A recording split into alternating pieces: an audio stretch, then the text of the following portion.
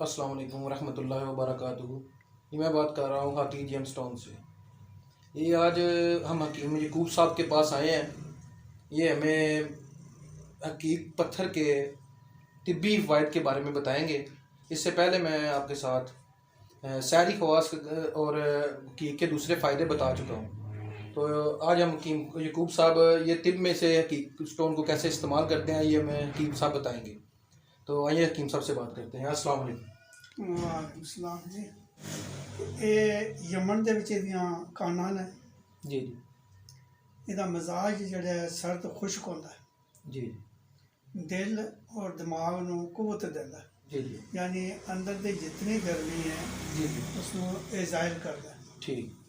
या असी ज़्यादातर जितने भी ये पत्थर ने अल्लाह दी ज़ात पाक ने बनाए ने, जी याकूत है या जितने भी पत्थर ने, जी ये सब मतलब सर्द खुश्क ने।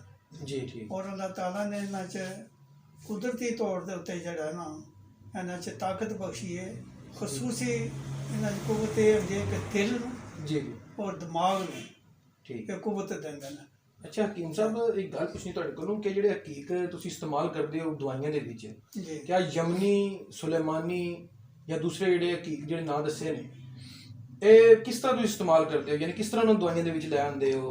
की ओह्दा कुश्ता करदे हो? इहदा अल्लाह दा उसदा याद करीदा है। जी मतलब इन्हां नूं अग्गां दे दियां ने। जी ठीक अग दे के फिर उसदी अरके गुलाब दे विच रगड़ाई करीदी है। ठीक। अरके गुलाब जेह्ड़ा है ये सरदतार है जी कि खुशबूदार है। मतलब बेहतरीन, मतलब इसदी कुव्वत जेह्ड़ी है ज़्यादा हो जाती है। ठीक कुव्वत ये बनती मतलब अरके गुलाब नाल इन्हां दी ठीक इंसान दे दिल और जी दिमाग वास्ते। ठीक है। और मतलब मसाने दे उत्ते भी सर्दपन रखदा है। ठीक है। मसाने दी भी जलन वगैरह होवे ना जी जी तो उत्थे भी मतलब कम्म करदा। यानी गर्मी दे जिस हिस्से च भी गर्मी इंसान दे जिगर च है, जी जित्थे जी भी है, जी ये अल्लाह दी ज़ात पाक ने बड़ी कमाल दी चीज़ बनाई है। जी।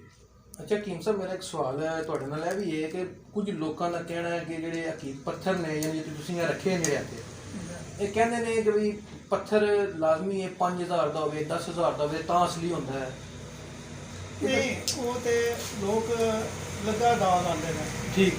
यह यमन चो आंदा जी काना ने कि थोड़ी बहुती अगर कोई लकीर मिट्टी दी विच आंदी है जी जी ते उथों मतलब पहले नंबर ते जिस कान नूं पटदे ने उस वक्त ही छंडन जाती है। ठीक फिर जो बाजार जांदा है धो के मतलब असी वो जमाना सी कान में बन विच 5 रुपए का 50 ग्राम लियाते रहे। ठीक लोगों ने सिर्फ तराश के जिस अंगूठियां की सूरत पाते ना, जी जी उस वक्त इसकी कीमत ज़्यादा बढ़ती है। ठीक ਉਹਦੇ ਆਪਣੇ ਮਸ਼ੀਨਾਂ ਦੇ ਜਾਂ ਕਾਰੀਗਰ जी ਉਹਦੇ ਕੋਲ ਪੈਸੇ ਲੈਂਦਾ ਹੈ, मजदूरी लैंदा हो। ਮਜ਼ਦੂਰੀ ਉਹ ਲੈਂਦਾ ਹੈ। ठीक है। ਬਾਕੀ ਜਿਹੜਾ ਨਾ ਕੀਮਤ ਉਹ ਮਤਲਬ ਜਿਸ ਕਿਸੇ ਬੰਦੇ ਨੂੰ ਜੀ ਦਾਲ ਆ ਲੈ, जितना बंदा किसी ਜਿਤਨਾ ਨੂੰ ਕਿਸੇ ਨੂੰ ਦਾਲ ਹੈ ਭੁਲਾ ਲੈ, ਗੱਲਾਂ ठीक। ਹੀ ਗੱਲਾਂ ਪਾ ਕੇ ਕਿ ਇਹ ਕਰਦਾ ਜੀ, ਇਹ ਕਰਦਾ ਜੀ, ਇਹਨੂੰ ਅੱਗ ਨਹੀਂ ਲੱਗਦੀ, ਆ ਜੀ ਇਹਨੂੰ ਇੰਜ ਨਹੀਂ ਲੱਗਦਾ। सब गल्लां बड़ियां ने। सब गल्लां ने। ठीक। कई बंदे कर जी नौज़ुबिल्ला ये कलमा शरीफ कलमा ते जरा जरा जी है रब करीम नूं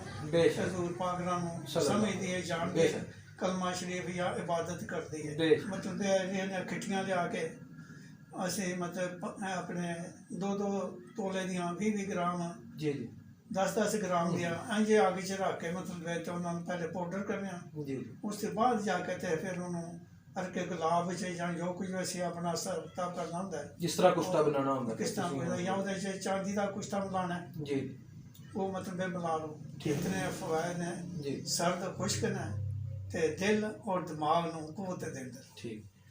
अच्छा जी, ये थी हमारे बाद हकीम साहब के साथ जो हकीक के बारे में, पत्थरों के बारे में और दूसरी बीमारियों के बारे में इन्होंने बताया। तो शुक्रिया, अल्लाह हाफिज़।